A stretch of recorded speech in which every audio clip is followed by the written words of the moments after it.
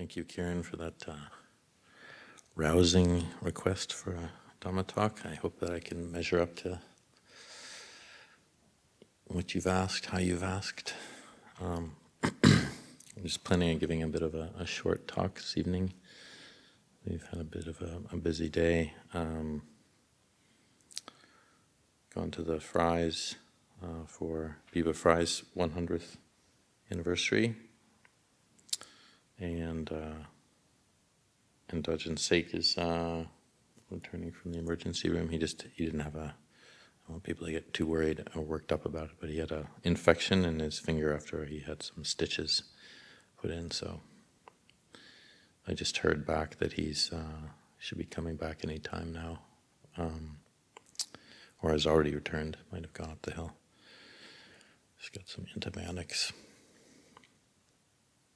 So one of the things that came up in the tea time discussion was just reading the quote about that's in our forest that's actually been written twice, and it's I don't remember the whole quote. So I actually live on the other side of the mountain, so I don't pass this tablet, this piece of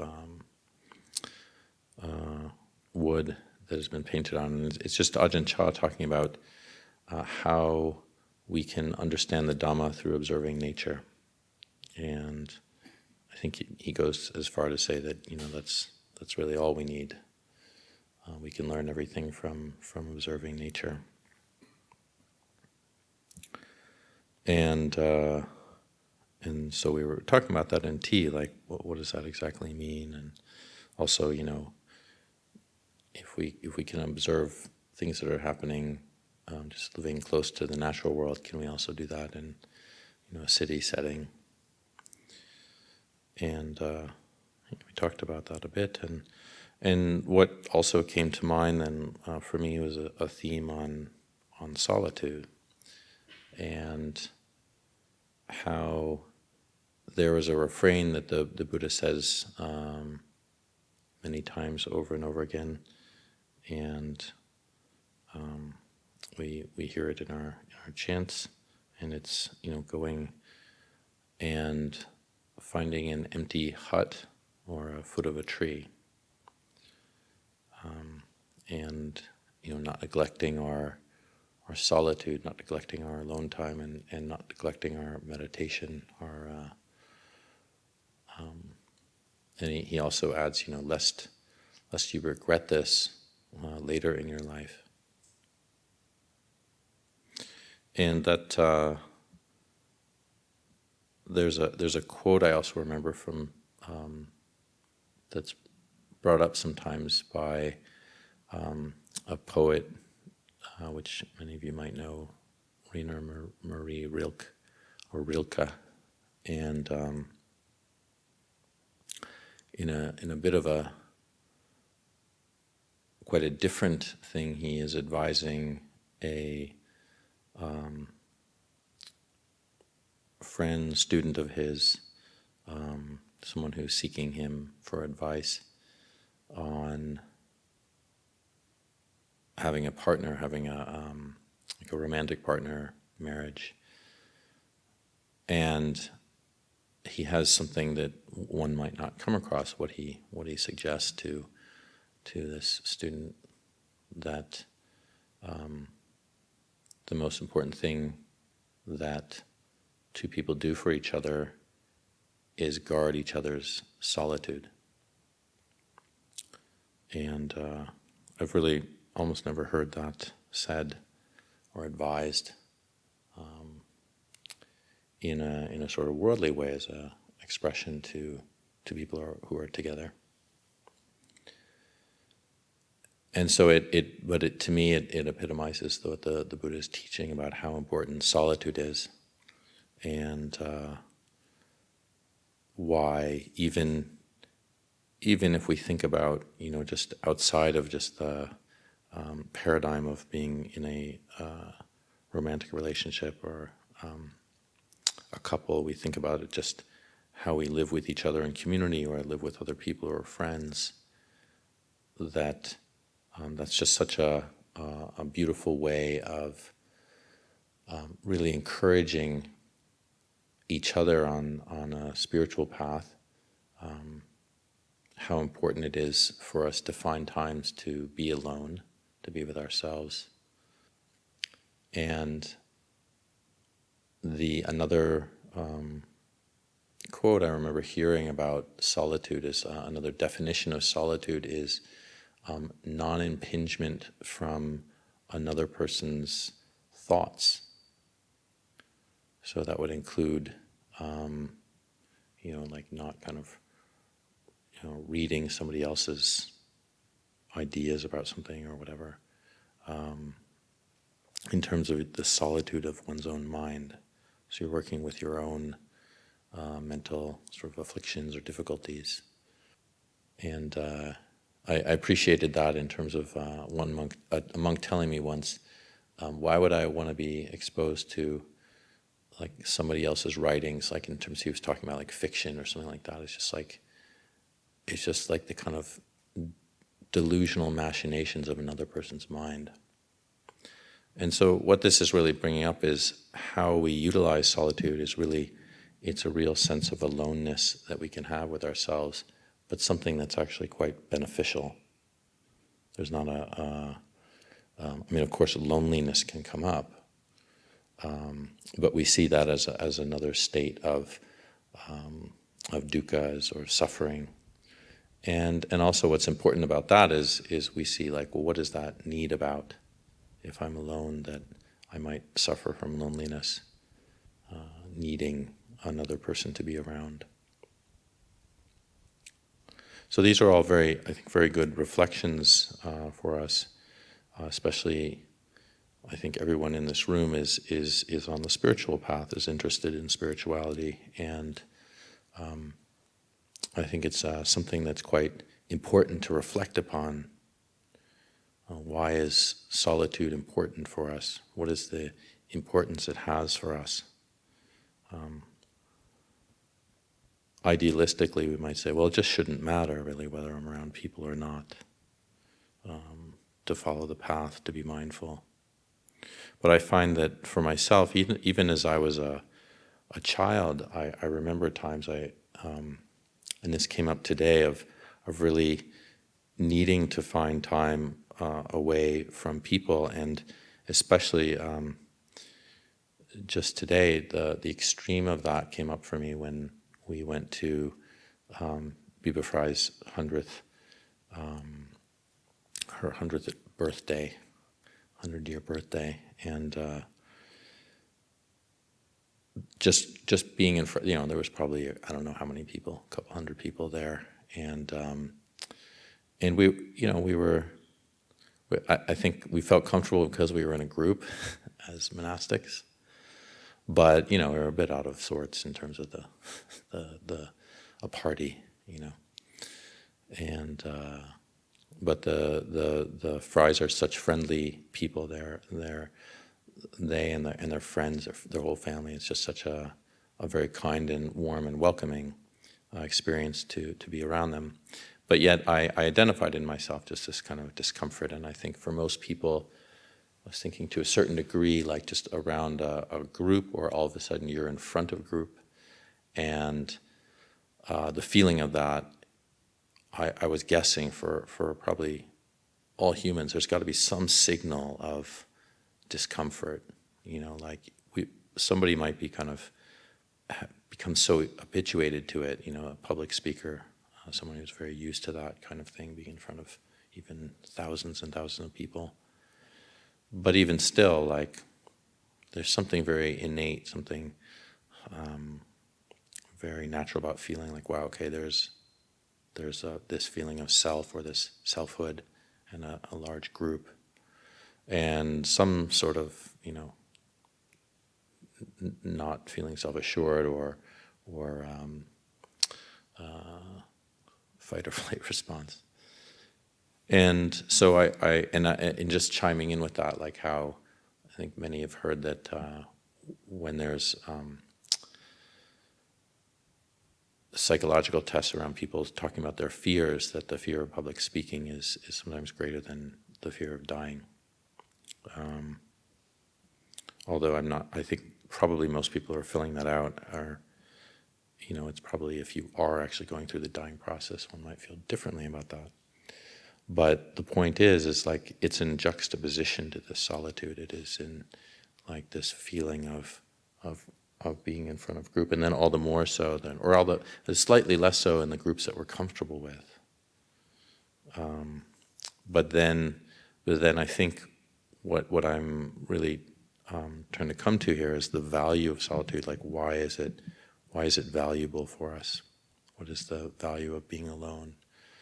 And for me, there's just a sense of any kind of human involvement usually has with it a fluttering of the heart.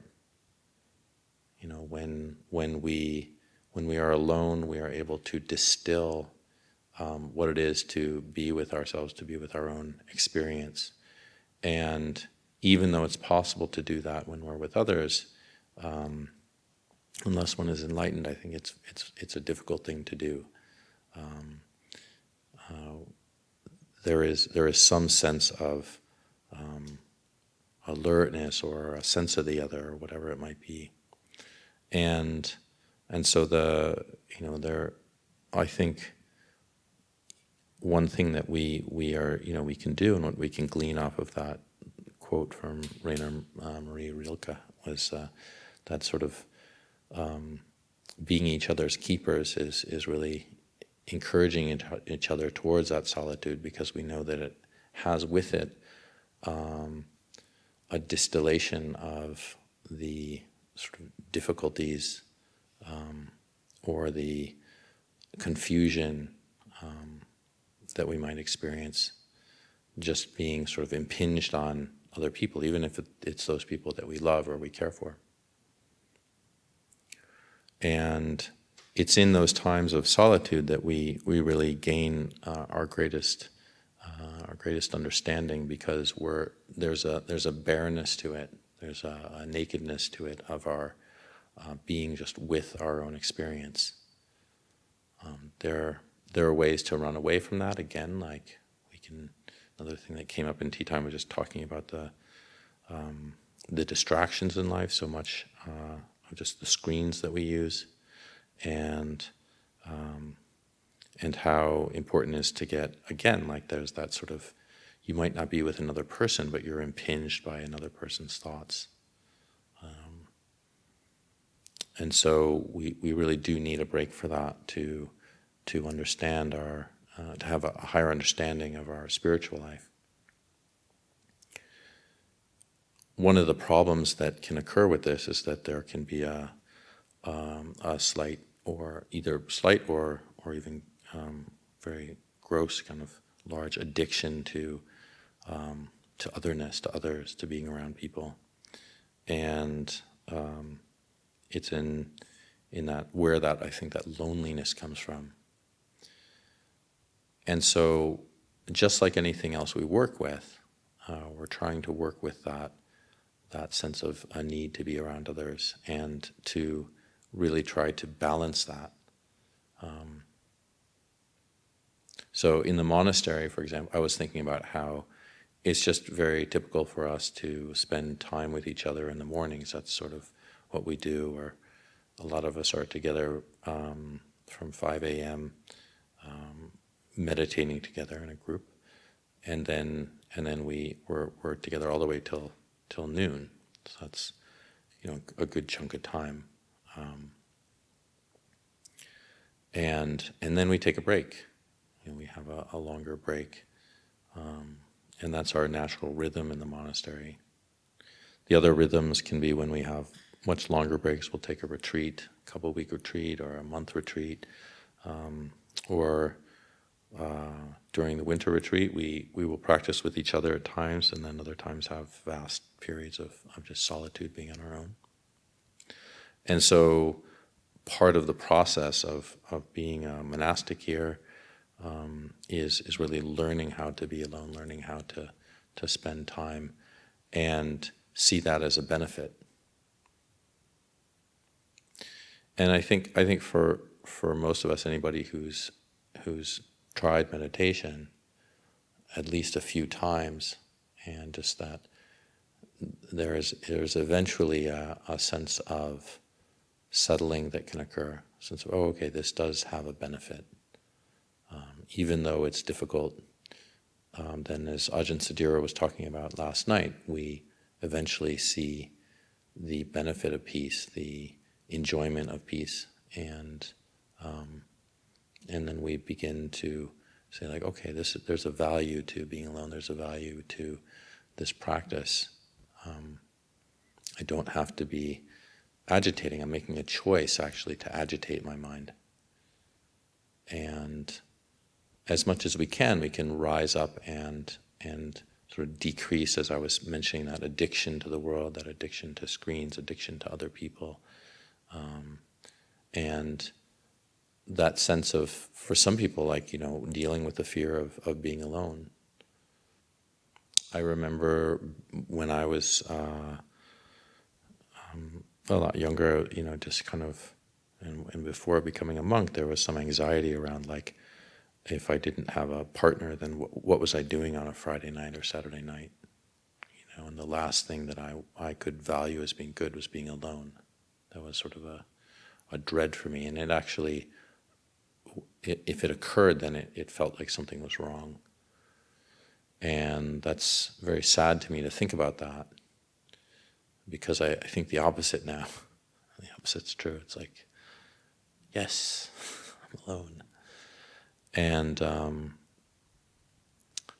there's something, I don't know, it's hard to describe, but just like, I would guess, I haven't talked too much to the other monks about this, but just like taking the steps, going up to our cabins, our huts, and then finally when we get there, there's just this relief, this sort of sense of, there's solitude, there's, this is a place for me to just be with my own mind. And then there is a needing to rise up to that and say, okay, well, how can I do that skillfully?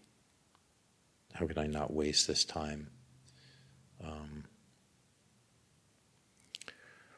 We just want to also mention that there can be a danger with that as well, that we can sometimes see that solitude all the time is what's most important. It's the thing that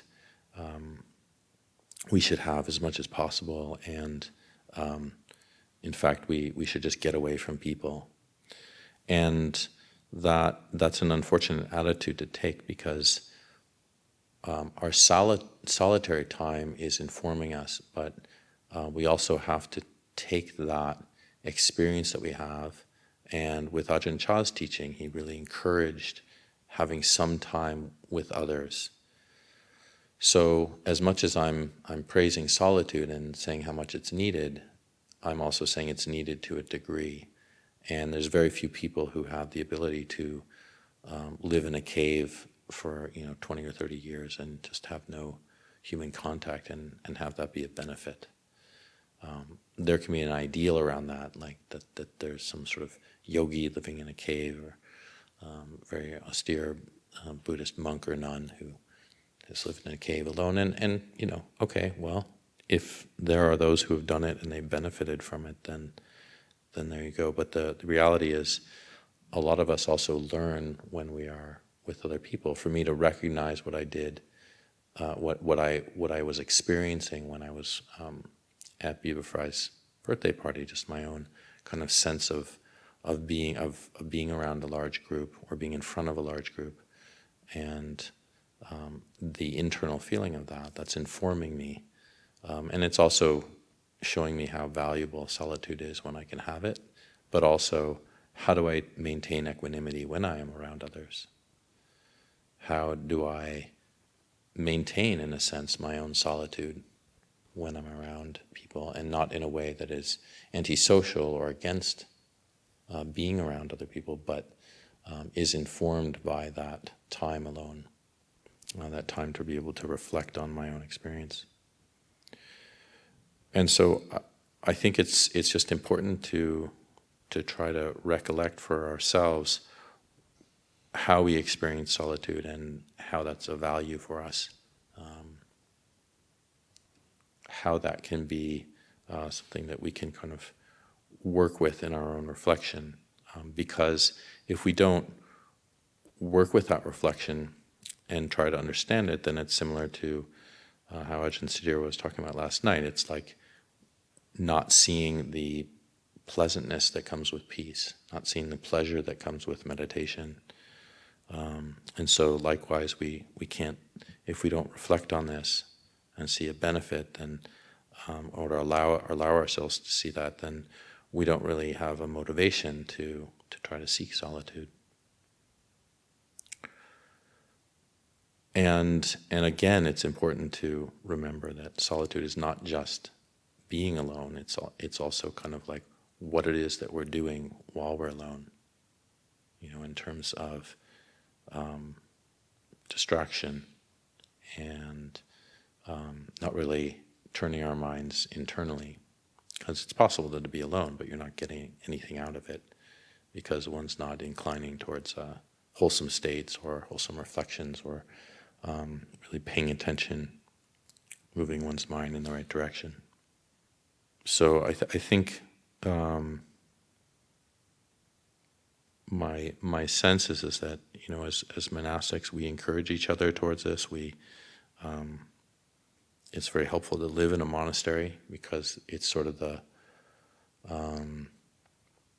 mode of being here is that we do seek times of solitude, and there's nothing wrong with it, and we're happy for it. And most of us are, to a certain degree, even just when we go to do that, we're encouraging ourselves in that way. But it's also helpful for us to say, hey, sounds like you could use a little more solitude.